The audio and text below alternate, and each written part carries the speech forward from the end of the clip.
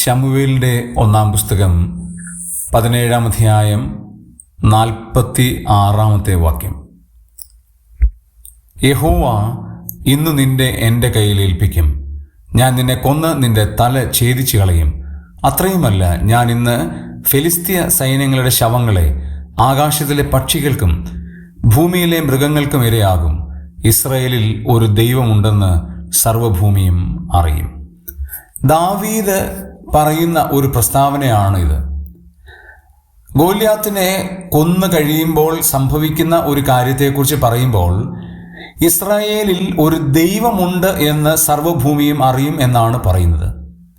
ദാവീദ് ഉണ്ട് എന്നറിയും എന്നല്ല. എന്താണ് അതിൻ്റെ കാരണം? മഹത്വം ദൈവത്തിന് മാത്രമാണ് ദാവീദ് നൽകുന്നത്. തൻ്റെ പ്രയത്നം കൊണ്ട് ഒന്നും സാധ്യമല്ല എന്നൊരു തിരിച്ചറിവ് ദാവീദിനുണ്ടായിരുന്നു.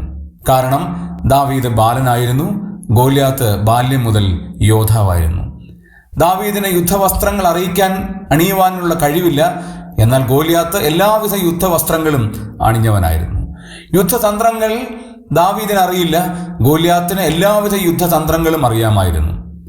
അതുകൊണ്ട് ദൈവം സഹായിച്ചില്ലെങ്കിൽ, ദൈവത്തിൻ്റെ കൃപയില്ലെങ്കിൽ തനിക്കൊന്നും ചെയ്യാൻ കഴിയില്ല എന്നുള്ള തിരിച്ചറിവ് കൊണ്ടുകൂടെയാണ് താൻ പറയുന്നത്, ഒരു ദൈവമുണ്ടെന്ന് ലോകം മുഴുവൻ അറിയും.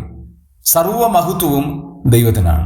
നമ്മുടെ ജീവിതത്തിലുള്ള ഏത് കാര്യത്തിനും, അത്ഭുതങ്ങൾക്കും അടയാളങ്ങൾക്കും നന്മകൾക്കുമെല്ലാം നിദാനം ദൈവത്തിൻ്റെ കൃപയാണ് എന്ന് മാത്രം പ്രസ്താവിക്കുവാൻ ദൈവത്തിൻ്റെ ആത്മാവ് നമ്മെ സഹായിക്കട്ടെ.